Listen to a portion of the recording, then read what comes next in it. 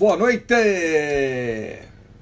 Direito e vinho, Carmené, autotutela, todo mundo aqui, poxa, que bacana aí, ó. A gente chegando aí, pô, quanta gente bacana aí. Vamos ver se o Sica já tá chegando aqui, já. Ó, que show de bola aí, ó. Grandes amigos, Marquinhos Catelan, Suiane, a Selene, pô, só gente fina aí. Ó, grande Fala, Sica. Mazei. Ô, primeiro, assim, antes de tudo, aqui, ó, um brinde aqui, ó. Um brinde a todos Cara, aqui. Ó, aí, ó. A Carmenera aqui. Rapaz, você sabe que a semana foi abriu o uma semana italiano. Qual foi o que ganhou a eleição aí, a votação? italiana. Você sabe que o pessoal é tão sem vergonha, Sica. Tiveram dois que votaram, sabe como é que foi o voto dos caras? A É. motivação, o fundamento? Abre o argentino para eu ter a chance de beber o italiano com você. Né, isso aí quebra a imparcialidade do voto. Acho que tem suspeição, Quebra. tem interesse no julgamento da causa. Não, mas nós vamos falar. Não, se eu te falar, mas ó, uma coisa que a gente vai falar aqui, que, né, que a gente já, pô, já trocando ideia aqui. Eu e Sica, a gente trabalhou igual cachorro essa semana. Mais cedo ele estava na aula de alemão, eu estava terminando um contrato aqui, te tocou uma...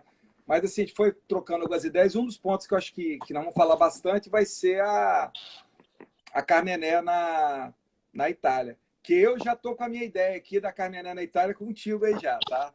Já estou com essa ideia aqui. Não, cara, uma coisa que eu acho incrível, Mazei, e aí tem todos os seus méritos, cara, porque a sacada sensacional é sua, é como você consegue fazer a correlação com o Talamine, a arbitragem o Pinot Noir, com o Mitidiero, o Super Toscano e o formalismo valorativo. São sacadas geniais. Então, eu quero aproveitar, já que eu estou com a palavra, fazer uma homenagem a você, cara, porque você é um cara que eu quero aqui abrir meu coração, admiro demais. Você é um cara inteligentíssimo.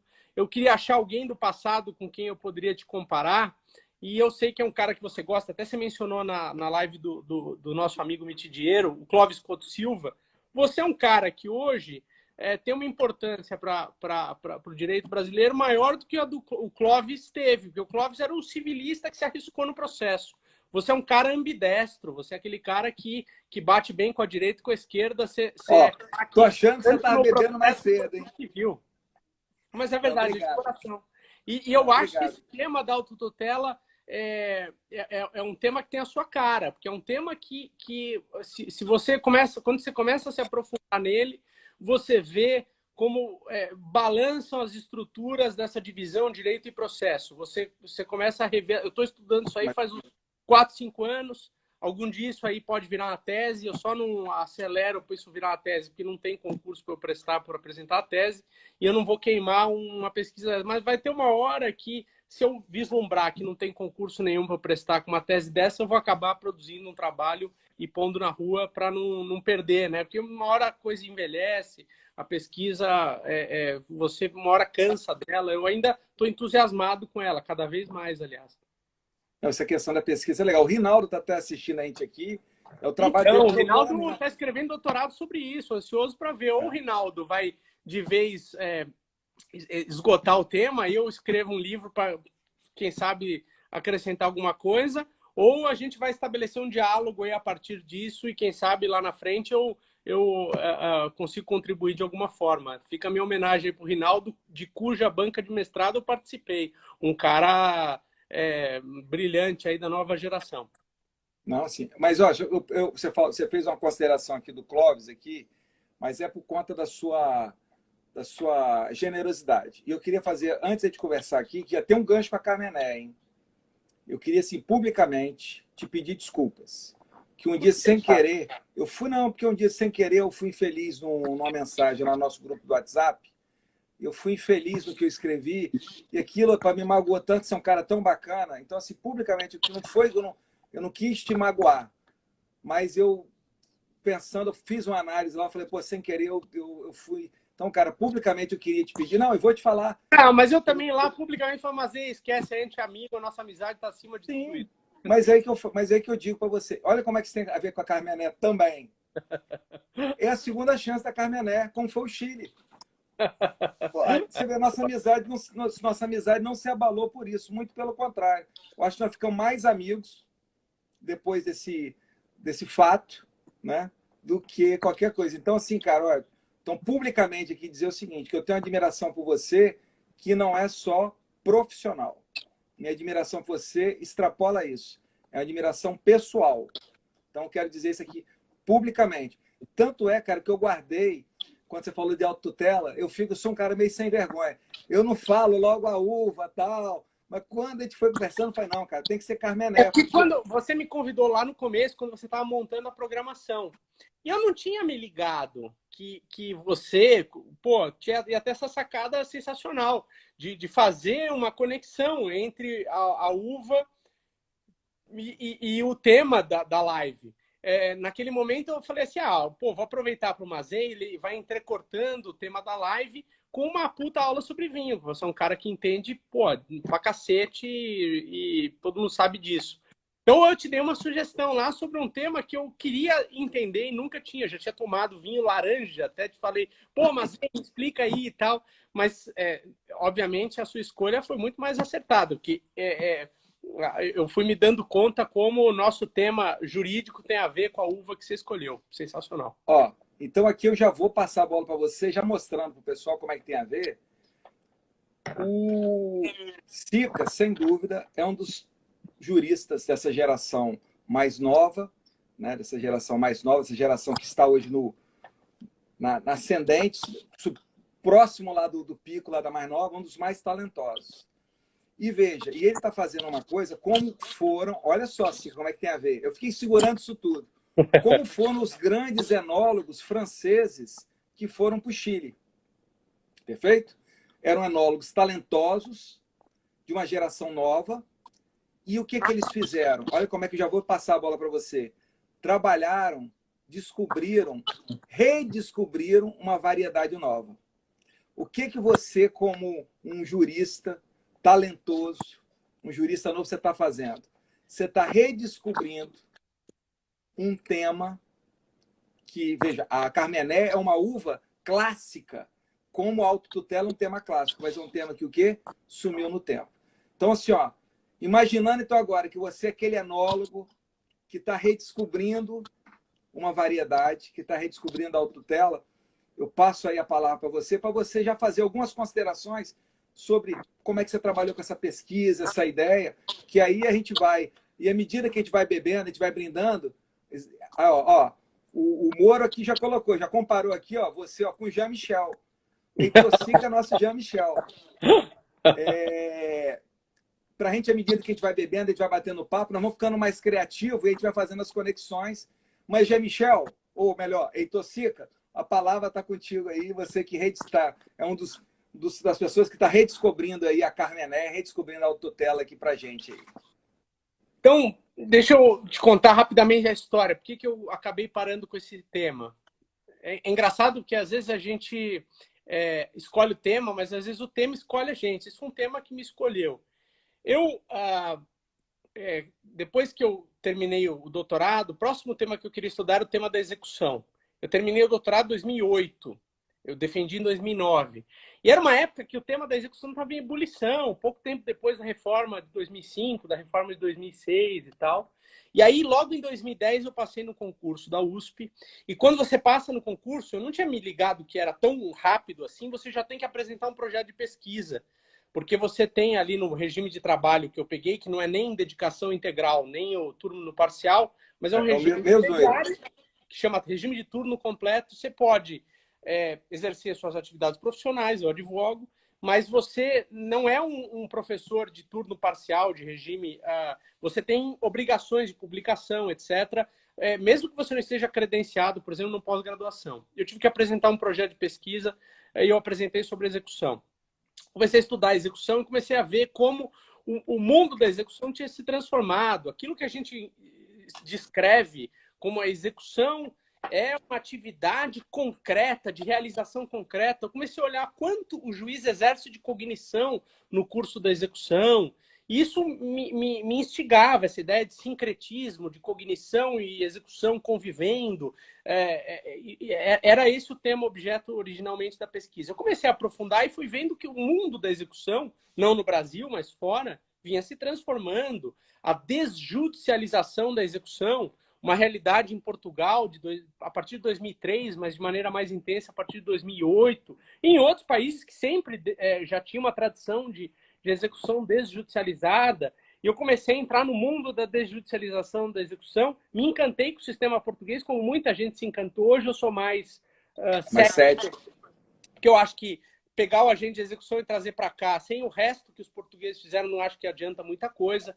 Os portugueses criaram lá uma base de dados, até foi meu post essa semana nas redes sociais. Os portugueses têm a base de dados com todos os bens, objeto de registro, imóveis, automóveis, aeronave, ações, cotas. Aí lá é fácil a execução funcionar, porque o agente de execução tem onde buscar os bens. Aqui ele tem esse gargalo, então só o agente de execução não resolve muita coisa. Você troca o problema de lugar. Eu comecei, depois que eu me entusiasmei pelo tema e brochei com o tema, para usar a palavra concreta, eu fui vendo outros fenômenos tipicamente executivos de realização concreta de direitos, de satisfação de obrigações, sobretudo pecuniárias, que simplesmente não tinham um terceiro que intervinha para exercer poder. Porque você troca o juiz, que é o que exerce o poder executivo no Brasil, na Itália é o ufficiale giudiziario, que é o oficial de justiça, que tem muito mais poder do que o nosso oficial de justiça aqui, que na França é o huissier de justice, que é um ente pertencente ao poder executivo, que em Portugal não é nem do judiciário, nem do executivo, é um privado, que é o agente de execução. Mas sempre, perceba, um terceiro exercendo poder em cima do executado. Ou é o juiz, ou é o oficial de justiça, ou é um ente do poder executivo, ou é um particular, mas sempre um terceiro imparcial agindo, exercendo o poder executivo. Eu falei, a gente tem um outro fenômeno que entre nós é muito utilizado. Qualquer um de nós aqui que for comprar um imóvel com financiamento bancário vai celebrar um contrato de alienação fiduciária em garantia, com base na Lei 9514 de 97, uma lei que está em vigor há 23 anos. E que o banco, se você não pagar, o banco não pede para juiz, não pede para oficial de justiça, não pede para um ente do Poder Executivo, não pede para um particular. Ele simplesmente notifica, dá 15 dias para pagar, não pagou, consolida a propriedade na mão do credor fiduciário e ele manda o imóvel a leilão. E o STJ até aceitou recentemente que haja adjudicação para o próprio credor. Ou seja, ele consolida a propriedade, pega o bem para si próprio e o Estado só entra em cena para emissão na posse, quando você precisa tirar se de necessário. lá. Bom, eu falei, isso aqui é um fenômeno diferente. Uma coisa é você ter uma execução. Aí eu comecei a construir essas ideias, que eu não vi isso construído na doutrina, ainda hoje não vi, talvez o Reinaldo já esteja chegando a essa mesma conclusão. Você tem execuções heterocompositivas, ou seja, tem um terceiro exercendo poder e imperativamente solucionando, e tem execuções autotutelares, em que o próprio credor se satisfaz à custa do credor, ninguém interveio. Então aí você começa a puxar esse fio da meada. Eu comecei pela alienação fiduciária em garantia, que é o fenômeno mais visível, até porque ele é muito utilizado. Você vê a cédula hipotecária, que é o antecedente histórico da alienação fiduciária em garantia. Os dois instrumentos convivem, mas historicamente ele veio antes para servir a mesma finalidade econômica. O banco empresta dinheiro, ele quer recuperar o seu crédito, ele não precisa passar pelo Poder Judiciário ou ninguém que vai exercer poder executivo, ele simplesmente vende o imóvel extrajudicialmente e depois só usa o Estado para emissão da posse, né? O arrematante usa o Estado para isso. E você começa a ver os outros fenômenos, alienação das ações do acionista remisso, o acionista que subscreveu e não integralizou, a alienação da cota comum na construção a preço de custo. Aí você começa a puxar a venda do bem dado em penhor. Você começa a puxar, e é uma quantidade de fenômenos enorme. Aí você vai olhar para a doutrina que olhou para esses fenômenos. Posso fazer uma brincadeira contigo? Vai dar tempo de você tomar um gole? Diga. Olha que massa. Eu sabia que você ia falar isso. Eu assim, já estava aqui, falei, ele vai... Por quê? Isso é um fato. Eu dei uma palestra lá em Portugal que foi falar sobre a possibilidade de aplicar o sistema de lá aqui. E, basicamente, assim, não com o seu brilhantismo, mas eu fiz essa exposição que você está colocando. E eu lembrando disso aqui, posso fazer a conexão com a Carmené? Você estudando execução, você descobriu o quê? Autotutela. Os caras procurando a melhor performance da Merlot no Chile, os caras no meio do vinhedo do Merlot. Aí o cara chegou e falou assim, pô, essa aqui, por que essa aqui é diferente dessa? A folha é vermelha, não é? Esses foram os sinais. Matura no tempo diferente, né? Exatamente, não, exatamente. Misturado ali. Não, ela é mais resistente lá ela é mais resistente e ela tem uma maturação mais longa. Mas olha com a sacada. O sujeito, ele foi contratado, o enólogo foi contratado para dar uma qualidade na Merlot.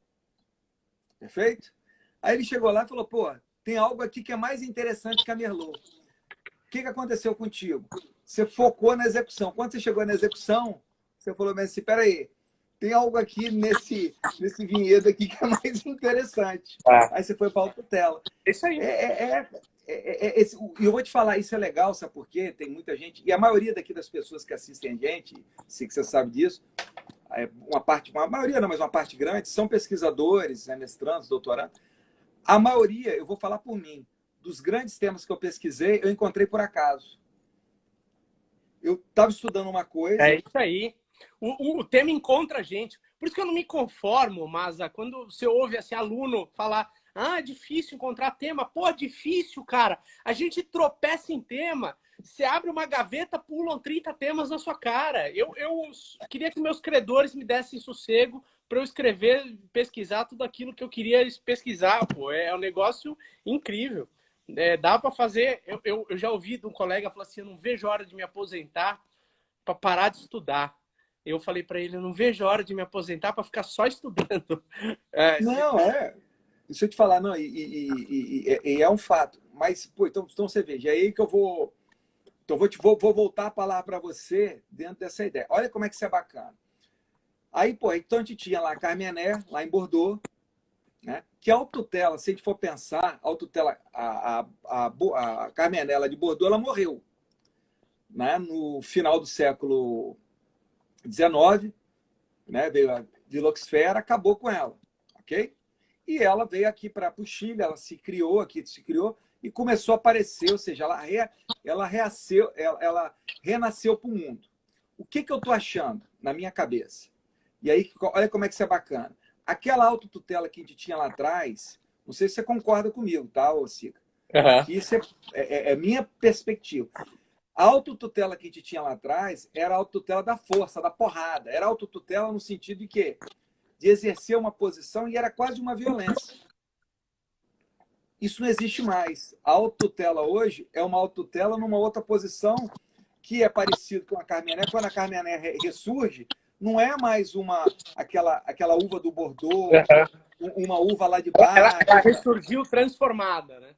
Ressurgiu transformada. Então, eu acho que a autotutela ela ressurge transformada. Não sei Mas se você tem um ponto fundamental aí. Porque, veja, quando a gente estuda qualquer manual, engraçado, o artigo 1º do Código de Processo Civil português começa dizendo o seguinte: o Estado monopoliza o uso da força, proíbe que as partes se autotutelem e, portanto, obriga que as partes se socorram da jurisdição. Cara, é difícil um manual de processo que não comece enunciando essa ideia. Olha, então a jurisdição, poder do Estado, etc. Isso foi uma ideia que foi construída numa sociedade mais primitiva, que os bens todos eram bens corpóreos. E que para você satisfazer uma pretensão, você tinha que desapossar fisicamente um bem corpóreo de quem te devia alguma prestação, você ia lá e desapossava um bem físico. Quando você pensa em dinheiro depositado em banco, que ele está aí como um bem incorpóreo. Quando você pensa em um imóvel, que ele tem o aspecto corpóreo dele, que se traduz no campo da posse, você é civilista, você sabe melhor do que eu, e você tem o aspecto jurídico, que é um aspecto registral do imóvel, que esse você opera no campo da modificação das situações jurídicas. O que portanto, me leva a crer que essa transformação está justamente nisso. A autotutela ela foi vedada, tanto que você tem o crime de exercício arbitrário das próprias razões, que é um crime contra a administração da justiça. Mas, que ela diz, ó, se você exercer esse exercício, né, você tiver um exercício arbitrário das próprias razões, a pena é tanto, porque você violou o monopólio da jurisdição. E se usar a violência, é um pouco a mais. O próprio Código Penal demonizaria uma autotutela não violenta. É tudo fruto dessa construção. Quando você começa a ver, inconscientemente, o legislador ele vem instituindo esse tipo de mecanismo. Não é só no Brasil, não. Então, você falou dos Carmeners italianos, que eu absolutamente desconhecia. Os italianos eles remodelaram a garantia real do penhor para reinstituir, porque isso já esteve no sistema jurídico italiano, um pacto marciano, que vem de longuíssima memória, desde o direito romano, que é a autotutela. O credor pignoratício não recebeu o valor da dívida garantida pelo penhor, ele vai lá, pega a coisa que já está na posse dele, e, portanto, você, numa situação como essa, essa é a inteligência da autotutela. A autotutela é bonita na medida em que você consiga construí-la sem que você tenha que ir para o judiciário para pedir alguma medida de desapossamento de bem corpóreo. O penhor é lindo, porque você já está com o bem em poder do credor pignoratício. Então, mesmo na Itália, essa reforma legislativa é de 2018. Eu comprei todos os livros lá quando eu estava lá, eu fiquei um mês estudando isso lá em Roma, comprei todos os livros sobre a mudança das normas, sobre as garantias reais, sobretudo sobre o penhor e tal, instituindo isso. Então, a gente vê um movimento de desjudicialização que se manifesta em várias frentes. A jurisdição voluntária vem sendo comida pelas beiradas, você tem um movimento hoje inspirado no sistema português de desjudicialização da execução. Saiu um livro recente aí, coordenado pela colega Flávia Ribeiro, pelo Elias Marques. Trabalho com muito bom livro. Interessantes. A Marina, minha patroa, publicou um belíssimo trabalho lá, baseado na dissertação de mestrado dela sobre procedimento pré-executivo e tal.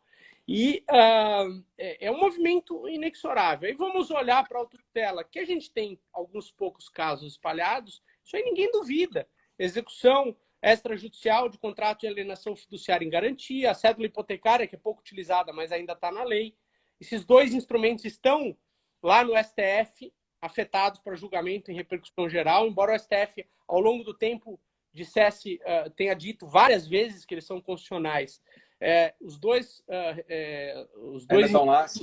estão pendentes ainda de julgamento em sede de repercussão geral, mas eu acho que fatalmente o Supremo não julgaria isso inconstitucional, derrubaria todo o sistema de crédito imobiliário do Brasil, então eles não vão ser inconsequentes a esse ponto, mesmo modulando, acho que isso não seria minimamente razoável, e todos esses outros exemplos. E a minha dúvida a essa altura, Mazei, é onde a gente pode ir com isso. A gente não tem Posso falar um negócio legal? Que o Marco fez, ele deu uma puxada aqui, um caso que eu trabalho. Você sabe que, de vez em quando, eu te interrompo aqui, não é para te interromper seu raciocínio, não. É para você beber, senão você não bebe. Você vai falando, você não bebe. Não, eu sou apaixonado pelo tema, então... Não. Rapaz, eu sei como é que é. Olha só como é que isso é legal. O nosso código, ele não permite, o nosso Código Civil não permite, né, essa hipótese, o credor pignoratício, o anticrédito, o hipotecário ficar com bem. Então, Léo tá rindo aqui, eu fiz a mesma coisa com o Léo. O Léo tava falando, eu falei, não, deixa eu interromper, Léo, tom no Taná. O Taná é mais forte. Léo chegou no fim, tava todo vermelho. Olha o William entrando aí, ó. O William foi Merlot. Aí, olha só que bacana, o Marco fez uma observação. Então, o que o nosso código permite? Cara, eu acho... Pô, essa é a bola que você rolou para mim. Olha a incoerência. O código, ele não permite que eu fique com bem. Okay? O credor hipotecário ou o anticrédito não permite. Mas ele permite que o fulano me dê o bem em garantia. Perfeito? Perfeito. E ele me permite que o bem em garantia ele me dê em dação em pagamento. Mas com ato voluntário do devedor, né? Não, mas ele depois pode te dar em dação em pagamento. Beleza. Aí só que surge uma figura nova, top, o negócio jurídico processual. Aí no negócio jurídico processual, você pega essa garantia e você cria uma regra para expropriação. Uhum. Aí pode. Aí você fala, não, peraí, me explica qual o limite que tem isso aqui. Então quer dizer que eu posso, então, criar uma regra de expropriação. Então você pode criar uma regra de expropriação em tese até, se você for pensar, extremamente aguda. abrindo mão das garantias que você tem lá. Não, mas você não tem autotutela. Então, veja como é que o sistema...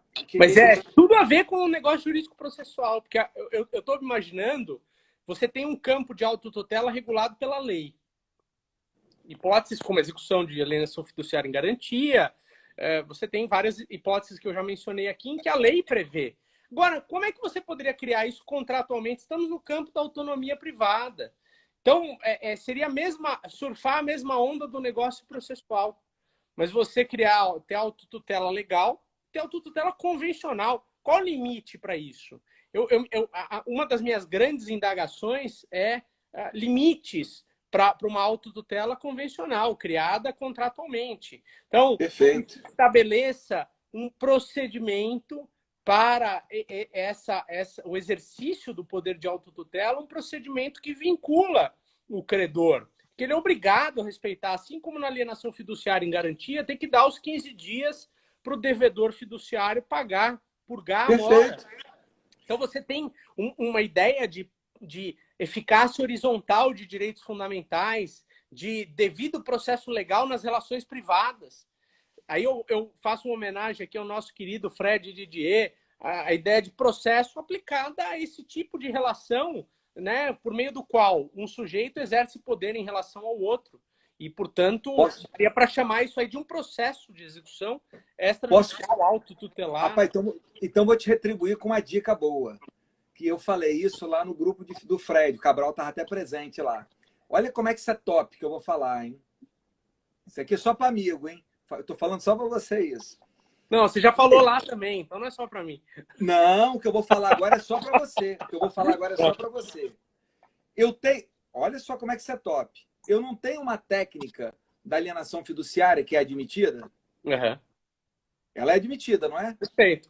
Que, aliás, é uma criação dos civilistas. Essa ideia de propriedade resolúvel é você travestir um direito subjetivo, um direito a uma prestação de um direito potestativo.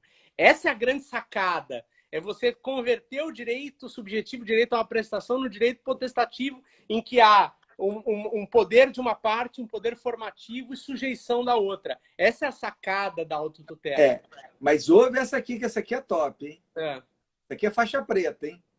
Olha o jump of the cat. Olha, eu tenho a técnica aqui. Essa técnica, ela é extrajudicial, mas ela está admitida. Está aqui.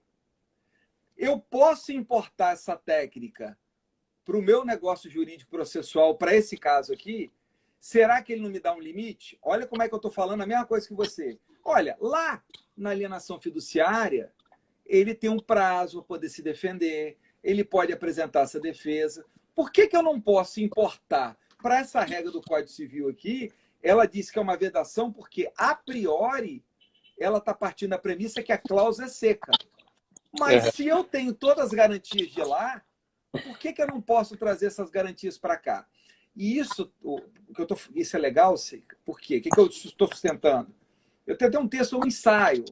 Eu posso até te mandar depois, que eu publiquei na obra lá do Araquém e do Bruce, que era uma palestra. Você me mandou. Puta, eu te mandei. É um texto simples. O que eu estou falando? É isso que eu não consigo fazer. Para publicar um negócio, eu fico burilando demais. Às vezes eu me canso da ideia antes de eu publicar. Um erro meu como pesquisador. Eu devia ser menos chato comigo mesmo e mais generoso de jogar uma ideia, mesmo que ela não esteja suficientemente clara e tal. Eu erro. Mas na nossa terapia aqui, foi o primeiro texto na minha vida que eu fiz assim. Tá? Porque também, se eu passasse mais um dia, eu não fazia, não. Porque aquilo era uma palestra, cara. Era um papel de 3 páginas que era uma palestra. Mas o Gilberto me pediu tanto que eu transformei aquilo ali em 2 dias num ensaio. Tanto que eu não cito ninguém. Mas, enfim, até assim, uma coisa que eu nunca fiz. Mas o que eu coloco ali? Esse transporte, essas ideias, quando você identifica grupos, e nesses grupos você tem identidade de direito material, que é esse caso, cara. Você tem identificações de direito material, os transportes são muito mais simples. Porque fica incoerente você falar assim, não, tudo bem. Por que eu não posso fazer isso na hipoteca se eu faço de uma forma mais grave na alienação fiduciária? E aí, é legal... Sabe qual é o obstáculo que você vê na doutrina para esse tipo de transporte? Porque a doutrina está meio presa às categorias dogmáticas de direito subjetivo, direito potestativo, direito à Perfeito. aplicação, direito à modificação de uma situação jurídica. Então, foram categorias dogmáticas criadas com base num determinado contexto do processo. Do processo. Eu vejo os civilistas definindo... Aliás, não é uma categoria somente do direito civil, mas os civilistas envolveram outras áreas do direito e se apropriaram delas. Essa dicotomia direito subjetivo e direito potestativo. Mas ela é baseada na realidade do processo que existia ao tempo que essas categorias foram criadas.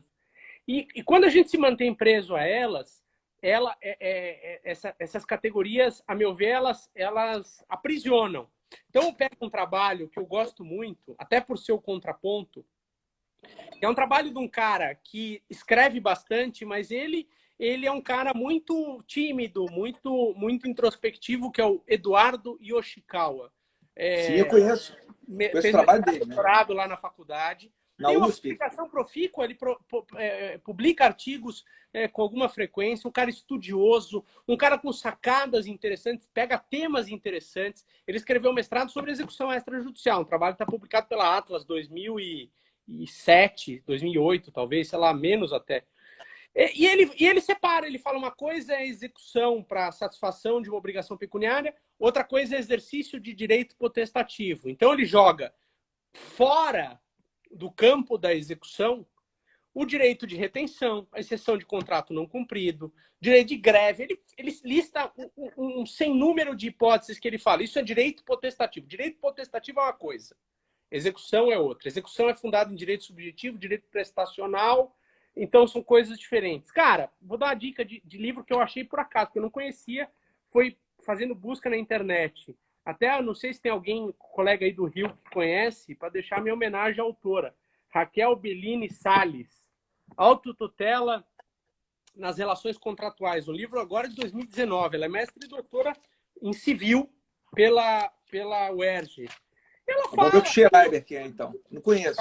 Não. Ela fala com absoluta tranquilidade. Autotutela contratual, uma coisa só. Aí tem a autotutela conservativa. Olha o diálogo com o processo. Autotutela conservativa, que é, por exemplo, a exceção de contrato não cumprido. É para uma parte conservar, segurar para o exercício futuro. Aí ela fala da autotutela, que para nós processualistas seria constitutiva. É a cláusula resolutiva expressa. Eu modifico a situação jurídica pelo simples ato unilateral. E depois ela fala que talvez seja o campo mais que precisa mais de desenvolvimento, que é a autotutela satisfativa. O Girolamo Bongiorno tem um trabalho da década de 80 na Itália chamado L'autotutela executiva. Tem outro trabalho, já que os colegas aqui, o Rinaldo já deve ter visto, Lina Bigliazzi Geri, um trabalho de 71, Profili Sistematici della Autotutela Privata, em que está tudo lá, autotutela. Deixa eu te falar, em 71... subjetivo... Ó, em 71, a Carmené estava extinta. Mas aí tá, na Itália os caras estavam descobrindo antes da gente, mas aí. Não, calma. Aí que eu vou falar agora para você ficar de bobeira. Ela estava extinta em tese. Porque lá, você sabe como é? Porque lá os caras já estavam plantando, os italianos. Olha que maluquice, cara. Italiano, assim, você Sica, eu Mazei, eu tenho meu lado italiano, você tá... Aí o cara sabia o seguinte, que aquela uva era uma uva francesa. Mas ele não sabia o que era. Aí ele falou, vou deixar aqui. Ele só sabia que era diferente das outras que ele tinha lá. Eu até anotei isso aqui em algum lugar, que foi um negócio assim, que quando tem isso aqui... Ah, achei aqui. Olha que engraçado. Você sabe como é que eles chamavam ela na década de 70? Cabernet Vecchio. Porque eles sabiam que era alguma coisa lá de trás. Eu não quero saber o que é, não. Eu vou usar isso aqui. Aí isso aqui que os filhos começaram a chamar essa uva, Bordeaux. Ó, eu não sei o que é, mas os caras já começaram a produzir sabendo que era algo importante, algo interessante. É justamente dessa época que surge a produção que virou denominação de origem controlada lá no Vêneto, não? Você me mandou. Não. Meu irmão morou um tempão em Vicenza, ali do lado do lugar onde você apontou ali pra gente que tinha um cultivo da Carmené. Não, em 1973 se identifica Carmené lá. Mas, assim, historicamente falando, lá tem gente que fala que é 73 e tal, mas, assim, os registros, por isso que tem a ver com essa nossa discussão aqui, os registros, mesmo, sabe quanto que é? Quando é seu concurso? Você vai ficar chocado agora. Meu concurso porque eu escrevi sobre execução, no fim eu fiz um recorte. Não, quero saber quanto que é seu concurso da UF. Seu concurso da UF. Por de ingresso, é 2010. 2010. Você está preparado psicologicamente? É 2010 que os caras estavam... 2009, os caras reconhecem, começa 2010, que cria uma DOC, que é a Coliberice. Então, bicho, você está em cima do... Então, você entra no ingresso lá, na época... Rapaz, quando eu vi isso aqui, eu falei assim, cara, isso é muita coincidência. Porque eu sabia que você tinha entrado no concurso, mais ou menos, que era 2009, 2010. Aí eu falei, cara, eu não vou nem perguntar isso para ele antes. Então, a DOC mesmo, esse vinho que eu tenho aqui agora, olha que legal, ele é de 2006. Ele não tem o registro. Porque leva tempo até os caras conseguirem a certificação, né? Só que em 73 os caras já estavam discutindo isso. E isso é legal, e a gente está falando, e essa relação com o direito civil, vou pegar um gancho no livro aí da colega, vou adquirir o livro, ótimo você ter... Baita de um trabalho. Ela fez a sistematização, isso acontece com a gente, né? A gente está pensando no negócio, irmãos Wright e Santos Dumont. Aí a gente está, no caso do irmãos Wright e Santos Dumont, tem a bola dividida. Nesse caso, não tem. Eu estava pensando exatamente o que ela estava pensando. Autotutela conservativa, autotutela constitutiva, autotutela executiva, ela chamou de satisfativa. E ela foi lá e fez primeiro. Agora esse livro em 2019. Eu tenho que ir além. Sabe com quem que eu senti isso? Com o nosso amigo Daniel Neves. Eu estava escrevendo sobre preclusão no meu mestrado, ele defendeu o mestrado um pouco antes. Eu queria dizer que a preclusão pró-judicato, de acordo com o conceito de redente, não tinha nada a ver com o que a doutrina brasileira dizia. Eu defendi o mestrado em 2005, em 2002, ele defendeu o mestrado dizendo exatamente isso. Eu fiquei puto, falei, puta ideia que eu já estava tendo aqui, o cara defendeu primeiro. Eu tive que ir além. Não, posso te contar agora? Me obrigou a ir além agora. Posso te contar uma que foi sensacional? Robertinho de Recife, lá da BDPRO, defendeu o doutorado agora. E, poxa, eu acabei não publicando, também um erro meu, que entra no seu erro, de você falar que foi eu não publiquei o meu doutorado, que era, né, o embargo de declaração como recurso de saneamento, que, na verdade, é muito mais ligado à motivação, o meu trabalho, à motivação, do que como embargo de declaração, propriamente dito. Com função constitucional, enfim. Então, eu mostro a posição dos embargos de declaração, que ele encaixa. E, fazendo aqui até uma homenagem. Tucci, seu grande, né, meu mestre, meu amigo, mas seu grande mestre, embora ele não considere como recurso, né, em muitos pontos a gente é coincidente de ideias, mas eu vou mostrando coisas sobre embargo de declaração, enfim, tal, e muito do que eu escrevi entrou no CPC. Então, minha tese ficou sem sentido. Virou um livro comercial, ok? Mas alguns pedaços, alguns trechos da tese ainda ficaram, que são da tese. Robertinho defendendo agora. Aí ele me liga e falou bem assim, rapaz, eu não sei se eu fico feliz ou triste. Aí eu falei bem assim, mas por quê? Ele falou bem assim, rapaz, feliz porque eu achei um cara que pensava a mesma coisa que eu pensava. Mas eu tô triste porque eu achei que eu pensei isso primeiro. É isso. Foi o sentimento que eu tive com o Daniel Neves, foi o sentimento que eu tive com a Raquel Salles. A gente passa por isso. É muita gente pensando, é bom que seja assim, porque isso vai te desafiar e ir além, cara. Você vai ter que ir além. Não, mas aí foi isso que eu falei. Eu falei, Robertinho, mas isso aqui eu pensei aqui e começamos a conversar. Eu sei que ele foi além do que eu escrevi. Então isso é muito legal. Porque o conhecimento se constrói coletivamente. A gente colocando um tijolinho a mais, com base naquilo que os que vieram antes da gente, sem desmerecer os que vieram antes da gente, mas a gente ali dá um passo além, partindo do resultado que o colega que chegou antes da gente tinha alcançado, né? Essa é a verdade. Não, tanto que um assunto que eu e o Daniel conversamos muito, e foi muito bonito, foi assim, emocionante, que, fazendo um resumo daquela live lá, que foi muito legal tal, Carlos Alberto estava com a gente, né? Carlos Alberto estava com a gente, sacaneou a Zanetti a live toda, ele ficava me cutucando aqui para sacanear a Zanetti. Mas veja, Carlos Alberto foi uma pessoa que sempre reconheceu o instrumentalismo. Sempre reconheceu o instrumentalismo. Ele nunca falou mal, eu nunca vi ele falar mal do instrumentalismo. E digo mais, se não fosse o instrumentalismo, com certeza absoluta, não teria tese o Carlos Alberto. E o Daniel... Porque o Carlos Alberto, vocês sabem que ele, de direito, ele era orientado pelo Zé Rogério Tucci. De Sim. fato, ele foi orientado pelo professor Dinamarco. Uma época em que o Zé Rogério era novo, estava há pouco tempo em departamento, acontece isso às vezes. O professor mais velho pede para o professor mais novo acomodar um orientando que ele não vai dar conta de admitir naquele momento. E o Carlos Alberto...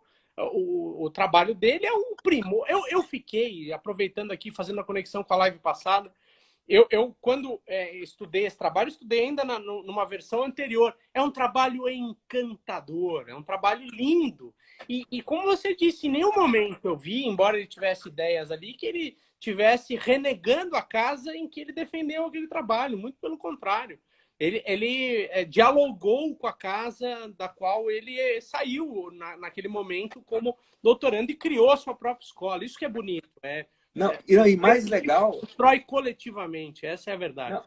E mais legal, Heitor, nisso, que ele passou isso para a escola, a Angélica falou aqui, que o Daniel já é avançar, não no sentido de avançar de ser mais moderno, mas assim, ele colocou mais tijolos no que o Zanetti, né, o Daniel, mas eu estou falando do Daniel especificamente, porque está lá no Colaboração, ele coloca mais tijolos sem desmerecer. Então, isso foi tão bonito assim, na live, o Daniel falando assim, olha, tudo que a gente falou aqui, se não tivesse instrumentalismo, se não tivesse o professor, a gente não estava falando sobre isso. E que é a beleza, então, o terceiro ato dessa história é que eu sou orientador do Otávio Mota, discípulo do Daniel. Porra! A Angélica está assistindo aulas ali conosco no doutorado, no mestrado da USP, como aluna especial, é candidatíssima a se tornar uma doutoranda nossa. E é assim, cara, a academia, se ela ficar fechada, olhando para o seu umbigo, sem olhar para o lado, sem valorizar o que foi produzido pelas outras escolas, ela está fadada ao fracasso. O conhecimento não se produz assim. É exatamente isso que você falou. Aí eu vou pegar um gancho aqui agora top, hein? Mas, Otávio, Ronaldo, Angélica, o pessoal que está lá, o próprio pessoal que está lá, Sérgio, Luiz. Cara, essa galera do Sul é top. Agora eu vou te puxar aqui uma espetacular, hein? Ó a bola que eu vou rolar para você aqui agora, hein?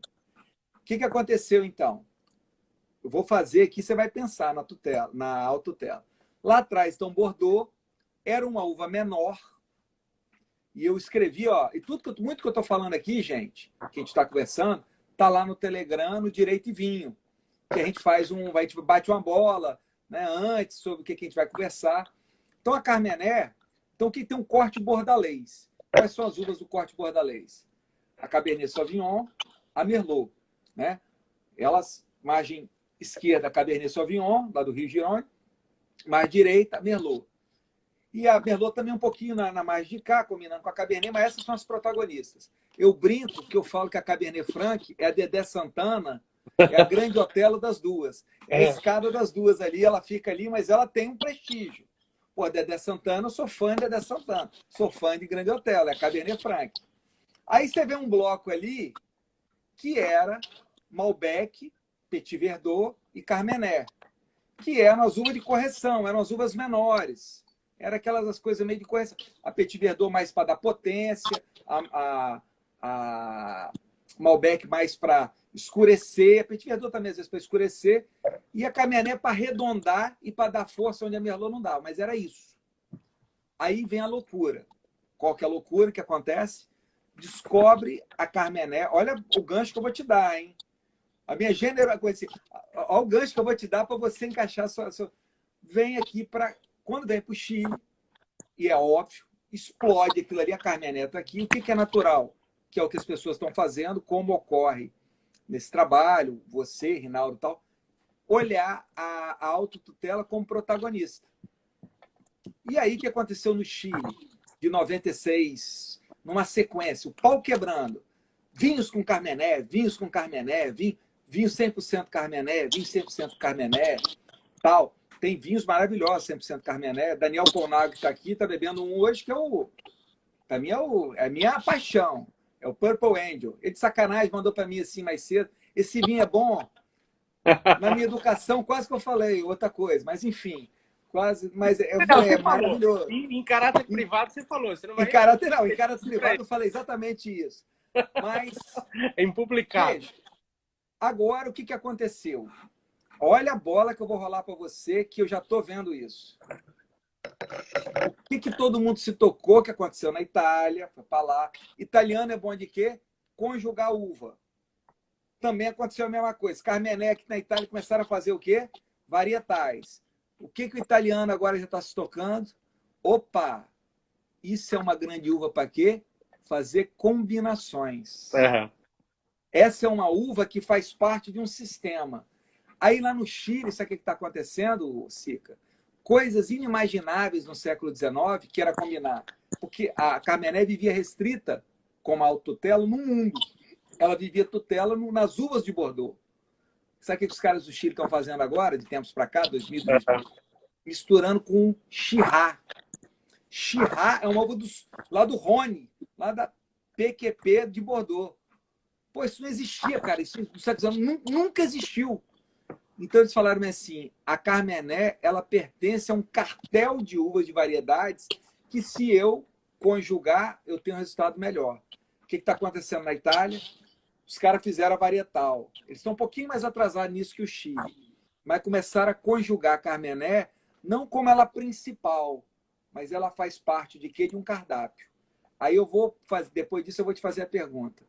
Será que o futuro, nesse panorama que a gente está de justiça multiportas, o futuro da autotutela não é de um protagonismo absoluto, mas de ser uma grande figura nesse mundo da justiça multiportas?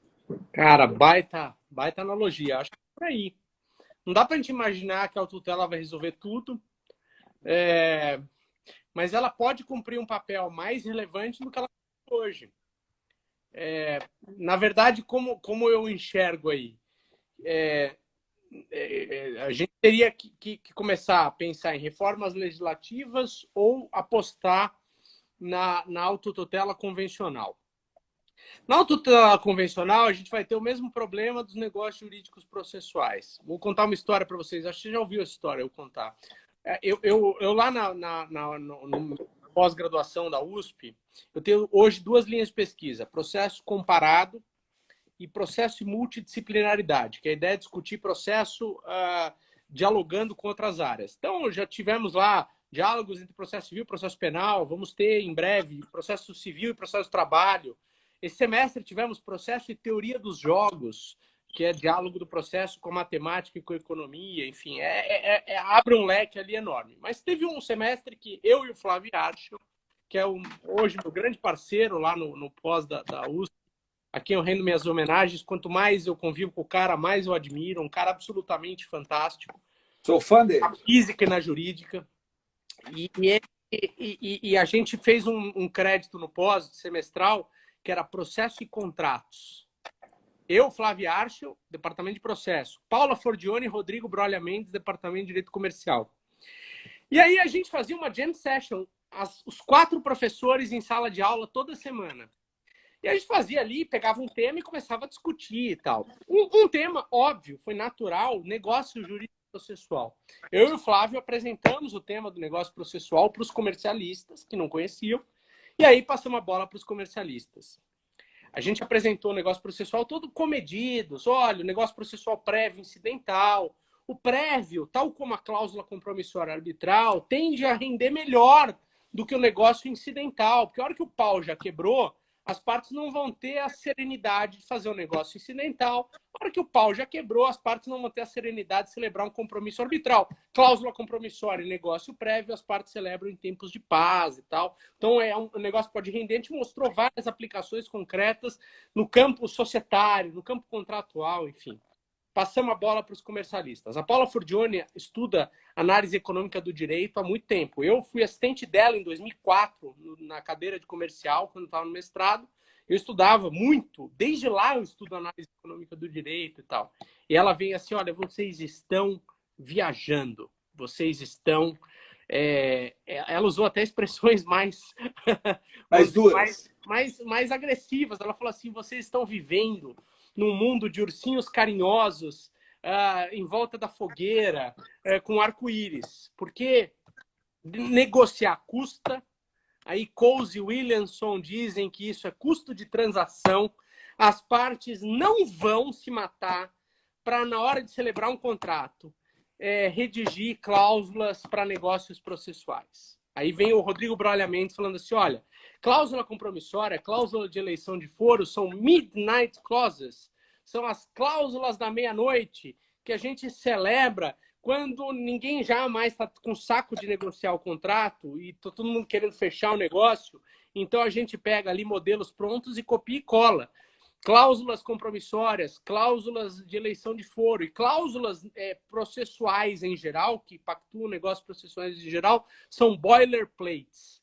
Eu confio, acredito na autotutela convencional se a gente criar padrões, se a gente criar boilerplates, se a gente criar standards para esses contratos. Aí elas podem funcionar. Se os bancos, até com base, por exemplo, numa resolução do Bacen, começarem a implantar esse tipo de disposição, sempre com o risco do judiciário fazer o controle disso, e eu acho que é inevitável que a autotutela tenha controle, ou seja, quais são os limites da autotutela?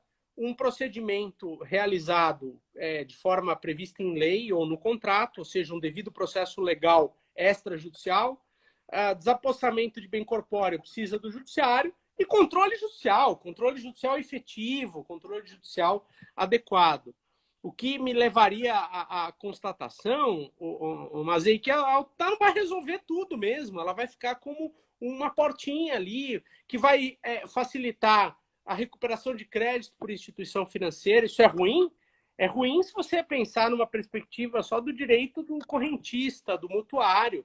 Numa perspectiva macroeconômica, é ótimo que o banco tenha mais segurança para dar dinheiro emprestado para as pessoas, porque o banco vai se sentir mais seguro. Não, mas eu concordo. Também o crédito. Numa análise macroeconômica, é isso. Ou seja, se a gente começar a trabalhar isso e se a reforma legislativa ampliando a autotutela vier, mais segurança jurídica para isso. Essa portinha que hoje é pequena, ela vai aumentando. Hoje, a Carmenera entra lá compondo 20% numa assemblagem ali, ele dá para aumentar pegando 50-50. Mas, Sica, você sabe que tem um caso, esse caso é um caso muito legal, e eu conto esse caso, sim, porque o Cabral é testemunha. Eu estive em São Paulo, eu tenho com o Cabral, a gente tomou um café, tipo aqueles 5h30 da manhã em Congonhas. Tá me ouvindo? Tô te ouvindo. 5h30 da manhã em Congonhas, que deu uma balançada no som, 5h30 da manhã em Congonhas. Cheguei lá, ele também estava lá. Eu estava indo para uma reunião, é sensacional esse caso para mim. A Paula Paraguaçu aqui está aqui, ela é minha mestranda, ela já ouviu essa história. Eu fui negociar cláusula de eleição. Eu tenho um contrato que ele tem 5 cláusulas de eleição. Dependendo do assunto, é um foro diferente. Não, e ele não, né, cláusulas de eleição variadas, porque, por exemplo, ela sabe dessa história. Tem uma questão, por exemplo, que ela é técnica, precisa ser resolvida rápida, ela tem arbitragem, e em determinado local já está tudo pronto. Aumentou o custo de transação, Mazei. Não, sim. Quando você não cobrou de honorário aí, a sua passagem para Congonhas, isso é custo de transação. Sim, mas aumentou o custo de transação, isso que eu estou falando. Mas se você antever que se você aumentar o custo de transação, o seu custo lá na frente para recuperação do crédito aumenta. Sim, não. Cai muito. Não, vale a pena assumir o custo. Não, e o que aconteceu? Eu hoje, nós temos, meu sócio está aqui, meu sócio sabe disso. Nós temos 4 ou 5 clientes pela paz que esse contrato deu para ele. É isso aí. Então, você começou a replicar isso aí em outros contratos, virou um boilerplate, cara. Virou... Não, e para ele... Não, ele, quando ele negociava com o cara, ele já falava, peraí, então o contrato ele tem uma complexidade de situações. Por exemplo, onde nós vamos fazer a perícia? Então, a cláusula de eleição em tal lugar. Uhum. Aí era engraçado que tinha esse caso. O Cabral vai lembrar bem disso. Aí, ó, Bruno está aqui, ó, meu sócio é o Bruno de Pinha. Ele lembra disso. As partes não concordavam. Bruno está aqui, participou da negociação. Os advogados empurraram goela abaixo das partes. Não, eles não concordavam que o foro, digamos assim, o foro preferencial, o foro intuitivo, ninguém considerava aquele foro como um foro seguro. Achava que o judiciário ali tinha problema. Uhum. Aí eles colocamos um foro no outro lugar. E é muito engraçado. A justificativa, e eu falei isso na última jornadas, ninguém preenche a cláusula de eleição. Eu, a partir dessa experiência, isso foi em 2012, 2013, eu preencho todas as minhas cláusulas de eleição, explicando por que nós as elegemos. Aí esse caso, que tem uma cláusula de eleição que não tem nada a ver, aí eu disse, olha, as partes não se sentem... Esse é o rascunho, não foi a redação final, mas eu me lembro que eu voltei da reunião, eu lia isso no aeroporto, eu dava gargalhada. A ata de reunião. As partes não se sentem confortáveis com o foro de tal lugar. Arrumar uma solução. Cara, isso é sensacional. Sensacional. Isso é sensacional. Agora, mas então, só dividir uma outra preocupação que eu tenho com você, cara. Autotutela. Eu não sei se eu estou exagerando. Deixa eu te falar, nós tá temos aqui, eu estou olhando aqui, 3 minutos. Tá. Senta o pau aí. Vou falar uma última coisa, assim, para fechar meu raciocínio. Autotutela, tudo se passa fora do judiciário, certo? Você é a ideia de que uma parte do conflito se satisfaça à custa da outra sem passar pelo judiciário. Esse fenômeno, a meu ver, jurídico, regulado por normas jurídicas. Isso dá um novo impulso para uma ideia dualista do ordenamento, de que a norma está na lei e de que ela é interpretada e aplicada pelo Poder Judiciário, mas a norma pré-existe a decisão judicial. Talvez, quando a gente começa a olhar para os fenômenos da autotutela, a ideia de que não existe norma na lei, existe texto legal, que é ponto de partida. Perfeito. O juiz interpreta e aplica, e que a norma se realiza na sentença judicial. Portanto, é uma norma só fruto do intérprete autêntico, que é o juiz. Isso se desconstrói. O Carnelucci chegava ao extremo de dizer assim, se as partes cumprirem espontaneamente as suas obrigações no plano extrajudicial, isso não é fenômeno do direito, isso é um amor. E Carnelucci é quase Carmenera, hein? É isso aí. Ou seja, a gente pode repensar até o que é direito, cara. A autotutela, não sei se é porque eu tomei a garrafa de vinho inteiro sozinha, mas a autotutela nos faz repensar o que é direito. Esse Igualmente. É o meu conclusão. Rapaz, deixa eu te falar, mas é isso, Heitor, e eu vou, tem 1 minuto e 40 aqui, eu vou passar a palavra para você para terminar, mas isso é muito legal. Uma das coisas mais legais aqui do Direito e Vinho, que a gente consegue conversar, eu acho que são amigos, são pessoas, e são todos pesquisadores de alto padrão, que a gente conversa com uma liberdade muito maior, com uma franqueza que normalmente em outras oportunidades a gente não tem. O Léo está aqui, a gente conversou desse jeito que a gente está conversando aqui. E aí isso é muito bacana. E eu faço essa ligação com o mundo do vinho.